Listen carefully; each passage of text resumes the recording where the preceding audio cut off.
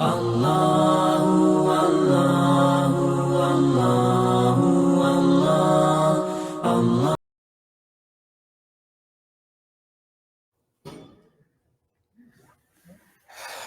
All right, folks, let's get started. Bismillah ar-Rahman ar-Rahim. Alhamdulillahi Rabbil Alameen. Wa salatu salamu ala Rasulillahi sallallahu alayhi wa sallam. Assalamu alaikum wa rahmatullahi wa barakatuh.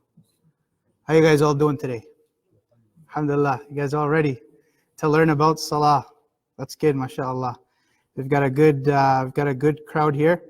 I apologize for this. This was supposed to also happen last week at the Ranchlands Musalla, but due to some logistical errors, some logistical issues, we weren't able to do it. There was some double booking, etc., etc. So those of you guys who were expecting it to be at Ranchlands last week, we weren't able to do it, unfortunately, but we are streaming live today, so we have Facebook Live going. So those people who are joining on Facebook Live, if you guys have questions, inshallah, you can ask in the comment section, and I'll answer them after this session, inshallah. As for what follows, we have been studying in a very systematic way the issue of the prayer, the issue of the salah, right? So we're not doing a very, very detailed analysis or study per se, but we are doing it systematically. So we're touching on each and everything, each and every aspect. When you study something holistically, we're touching on each and every aspect of it. And so the idea of it is so that you guys understand the prayer better, so that you guys, and for us as well, right, is that when we make mistakes in the prayer, we know how to correct them. We understand the importance of what the prayer is. We understand what we need to do to get the most out of the prayer, ultimately, right? It's not just mechanical actions. Right, and today we're going to get into, so today the topic is going to be the ruling of the salah, abandoning the salah, and making up missed prayers. Okay, so it's a serious issue, and it's inshallah something that we're going to be getting into. By the way, before we do these classes, we have a little sign-up sheet where we send out notes, right? So who here has had a chance to print out the notes or bring the notes or got an email with the notes? Did you get the email with the notes? Didn't send this week's? Okay. So I've got 4 copies with me. So if you guys are interested, I've got 4 copies here. And I've got 4 pens. I've got 4 pens. So whoever is interested in taking notes, by all means, even sisters, you guys can take. I mean, when you take notes, you get most out of it, right? I think it was Muhammad ibn Sirin, rahimahullah, who said that a person who shows up to a circle of knowledge without a pen is like a soldier who shows up to a battle without any weapons, right? So we want to make sure that we make the most of it. The last 2 sessions, what did we talk about? The first session was conducted by Brother Munib, and he talked about the issue of ikhtilaf and how we deal with differences, right? Then Brother Ammar did his session last 2 weeks ago here at Masjid Maryam, and he was talking about the importance of the prayer, some of the benefits of the prayer, and some of the history behind the prayer. How was the prayer legislated upon Rasulullah sallallahu alaihi wasallam onto the ummah of Rasulullah sallallahu alaihi wasallam, that it was sent directly. We talked about the changing of the qibla. We talked about some of the importance of the prayer, that the prayer is one of those matters that's going to be judged amongst the rights of Allah. It's going to be judged at the first. If the prayer goes well, everything else is going to go well. But if the prayer doesn't go well, then it's going to be a hard day, right? So today we progress on to the accountability of salah, meaning who is the salah actually legislated upon, if that makes sense. And today we're going to get into a little bit more. It's going to get a little bit more technical, right? So if you guys have questions regarding any terminology, anything that doesn't make sense, feel free to ask. Feel free to jot it down, and feel free to ask, because it only builds up from here, inshallah, right? So we're not gonna get into extreme technical details, etc.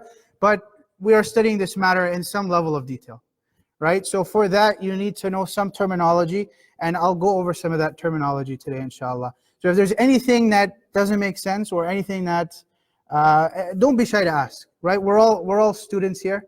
We're all learning. You guys are here to learn. I'm here to also learn, right? So if I don't know something, I'll go back. I'll ask my teachers, and I'll inshallah address it in the next session. So we start out with the accountability of the salah, and so you see in your notes there the accountability of salah, and this goes back to that within the religion, right? The Arabic word for this is taklif. Who is the mukallaf, right? Who is the one that is placed with the burden, with the responsibility of performing the salah.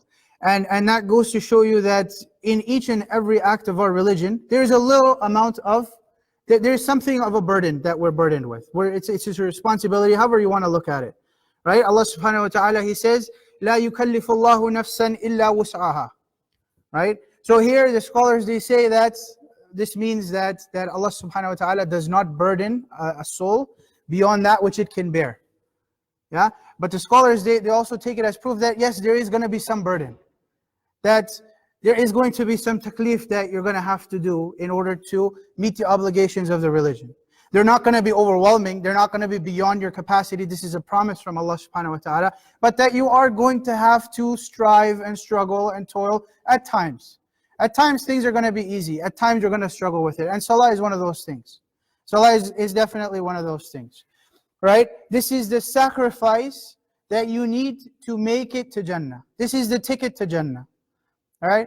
Jannah is surrounded by difficulties. This is hadith sahih, right? And Jahannam is surrounded by those things which are from the desires, from the shahawats, right? And so if you want to, everyone wants to get to Jannah. Right, I was giving khutbah today, we were talking about New Year resolutions. We were talking about, all of these goals that you have. And we talked about, you want to get to Jannah, obviously. There's no one here who's going to say, I want to go to Jahannam. But then you have to work towards it. There's going to be some amount of difficulty that you have to get through to do that. Right? So now, when it comes to this, to the issue of the prayer, the one who is burdened with the accountability and the responsibility of praying with a person. So if you follow along in your notes, this is that table, right? So this is where you fill in that table. The one who is burdened and one who is accountable for the responsibility for prayer is, number one, somebody who is Muslim, right? Which means that the non-Muslims are not going to be asked about, you're going to be asked about your belief first and foremost, right? So a non-Muslim is not charged with the responsibility of praying. You become a Muslim, then you are now charged with the burden of prayer. Then second thing, you have to be sane. You have to have aql. You have to have some level of, you have to be mentally sound. You can, someone who is in control of their intellect. That makes sense, yes? Somebody who is post-pubescent, or somebody who has gone through puberty, or somebody who in Arabic we refer to as somebody who is baligh. I think Urdu same thing, baligh, right? Urdu same thing. Is somebody who is baligh. This also means that if we are charged with the accountability to pray once we become baligh, right, meaning you show the signs of puberty, those of us who are parents of young children need to start training our children accordingly, right? It's not going to be that you go from not praying to one day now the signs are there for you. In puberty, it's going to be some sort of flip of a switch, and now you go into prayer mode, right? Very likely that's not going to happen. So it needs to be a progression. So we need to, a point of benefit here is that we need to teach our kids about the prayer. Start young. Rasulullah sallallahu alaihi wasallam, what did he say? He said, start teaching them about the prayer when they turn 7, right? So, bringing to the masjid, introducing to the concept of the prayer, and the best teacher is you. If they see you, so a kid who is young, who is in that age, if they see you praying, they idolize you at that age. When they're very young, they idolize you. You are their world. So if they see you praying, they're going to automatically pray, right? The kids, if you observe them, they love to make sajda. They love to make sajda. Like I have a little guy, 3 years old, mashallah, and he just, that's his, he goes, he just jumps into sajda. He doesn't know anything about the prayer, but he loves that. And this is like most kids, right? Even my daughter was the same way. So, if you are concerned about the prayer yourself, if they see you praying, they're going to pray. If you treat the prayer as something important, then your kids are going to treat the prayer as important. But if the prayer means nothing to you, then your kids are going to grow up in that environment. They learn, especially at that age, more from what they observe than what they are taught from words. Right? And so in the early years, the best way to introduce your kids to the prayer is that they see you praying, that they see you consistent with the prayer. The fourth thing, the fourth criteria for you to be burdened with this responsibility of a prayer is that you have to be in a state of awareness.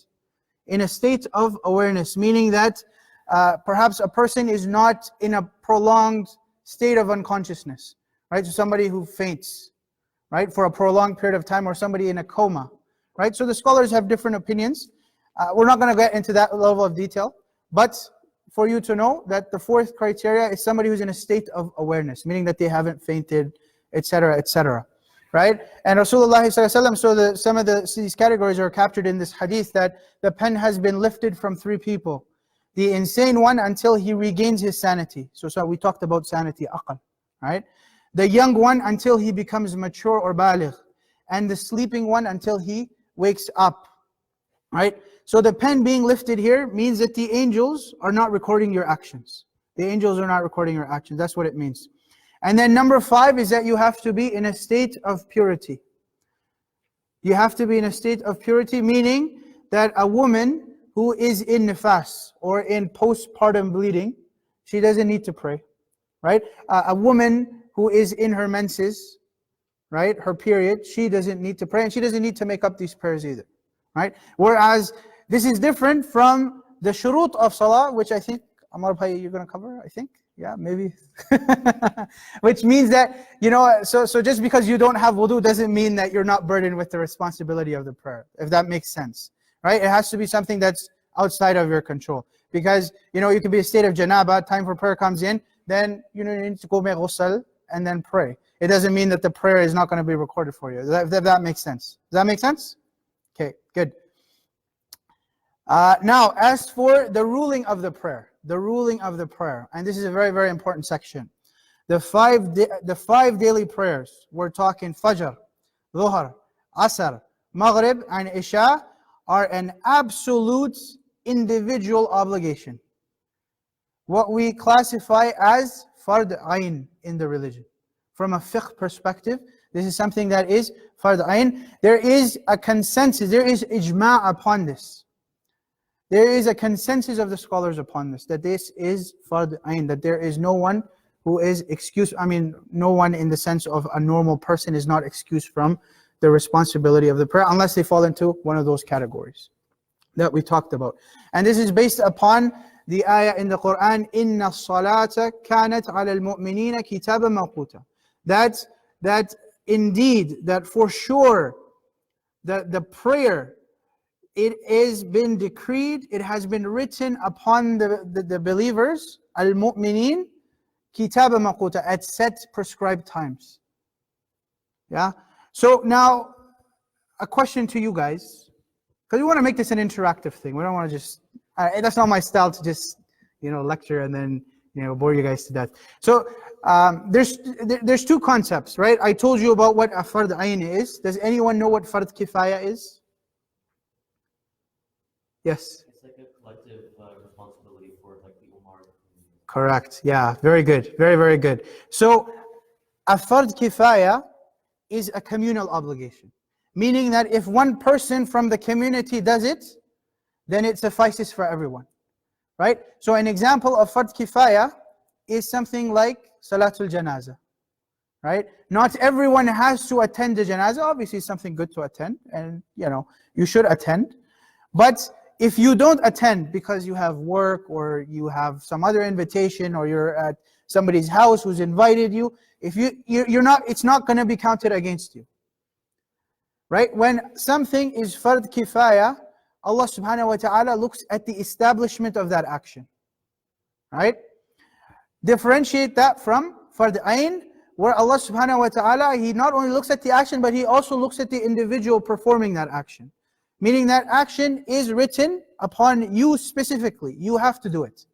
You can't just charge somebody else to do it. Yeah?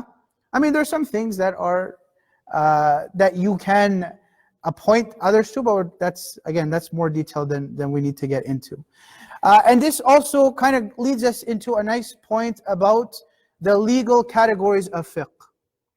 And this is, again, I think this is on the second page in your worksheet. Yeah? So in fiqh, we have, again, at a high level, 5 categories. Every action is classified into 5 different categories. The first category is something that which is fard, something that is wajib, something that is lazim, yeah, something that is obligatory, something that is written, something that you have to do. These are all synonyms of each other, right? Now wajib, there's some discussion about from the Hanafi scholars, from the Ahnaf scholars. Again, we can talk about it offline if you guys want to, but the majority of scholars, they consider that wajib is the same as fard, yeah? But if you want to talk about it, if you're interested in the Hanafi fiqh, you are an avid follower of the Hanafi fiqh, which is well and good. We can talk about what the actual difference is, inshallah, between what the Hanafi scholars say is a difference between something that is wajib and something that is fard. Okay, so what does this mean? Something which is fard is if you do it seeking the pleasure of Allah subhanahu wa ta'ala and out of obedience to Him, then you earn reward for that. And if you don't do this, if you don't do something that is fard, then you are liable for punishment by Allah subhanahu wa ta'ala. If that makes sense. Does that make sense? Understood? If you do it, you get reward. If you don't do it, you are liable for punishment. Then we have the category of, so prayer is an example of something that is fard. Yeah? Then we have the category of mustahab, that which is masnoon, or that which is sunnah, or that which is liked, or that which is encouraged. Again, these are all synonyms of each other. Yeah? Now this is something which is mustahab, something which is loved, something which is liked. If you do it out of obedience and to earn the happiness and the pleasure of Allah subhanahu wa ta'ala, you earn reward for it. If you don't do it, you don't earn sin, or you are not liable for sin. Does that make sense? Something which is sunnah. So what is an example of something which is sunnah that you can think of? Salatul duha. Yeah, sunnah prayers. Yeah. So when it comes to the prayers, there are certain prayers which are fard. And there are certain prayers which are nafila, or they are from the nawafil, or they are supererogatory prayers. Yeah, this is again like a Islamic English term, supererogatory. What does that even mean? It means it's mustahab. Yeah, it means exactly like you said, like a sunnah prayer, right? Something which is now the third category in your little list is something which is mubah. Mubah is something which is permissible. In and of itself, it is something that is neither going to earn you any reward, or you're gonna be liable for sin, right? What is something which is mubah? For example, sleeping, right? For example, eating, right?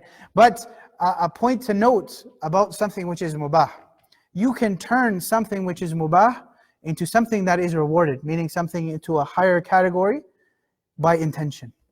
So if you fall asleep and your intention is that, oh Allah, grant me good sleep because I want to get good rest so that I can wake up for Fajr, so I can have energy to worship you throughout the rest of the day, so I can make sure I have enough energy to perform my 5 daily prayers, to be good to my family, whatever it is. Then that prayer, that sleep that you do, that whole time you're rewarded for it. Because you have now changed something which is mubah into something that is now rewarded. Yeah. So, and this goes to show you that when you have knowledge of things, you can elevate yourself. You can elevate yourself as a believer in terms of deeds. Right? Obviously the sincerity has to be there. Obviously Allah subhanahu wa ta'ala has to accept. But the assumption is you're doing it sincerely for the pleasure of Allah subhanahu wa ta'ala. And so you can climb levels, if that makes sense, inshallah. And this is something that, we're all here to do, is to seek knowledge. Then the fourth category, that which is makruh, or that which is hated, or that which is disliked, or that which is discouraged. Again, all synonyms of each other. If you do it, right, with something that is makruh, if you refrain from doing this out of obedience and out of seeking the pleasure of Allah subhanahu wa ta'ala, then you are rewarded for it. Make sense? And if you don't do it, then you do not earn sin. Yeah? If you do do it, you don't earn sin. Something which is makruh. This is from a legal perspective. Yeah? Then the last so something which is makruh. What is makruh? Somebody give me an example of something which is makruh. Something which is hated in the religion, disliked, but you don't earn sin if you do it. Anyone? Takabbur? Like being proud? No, being proud is not makruh. Being proud is from it's a sin, basically. It's a big sin. Yeah. So something makruh would be like a classic example when it comes to the prayer. Something which is makruh. And again, we're going to go through the makruh matters of the prayer in a great amount of detail. But sometimes you come into the masjid and people are praying, right? They might be playing their nafil salah, and they're just looking around, right? You don't know whether these people are praying or not. They're just looking around, right? Like the other day I was at Ranchlands. So usually I go to Ranchlands Musalla for at least one prayer in the day. I try my best. And there was a young gentleman, right? So maybe he doesn't have the knowledge, etc., etc. But this guy, so he was praying. You could see he was praying, but he's just looking around, right?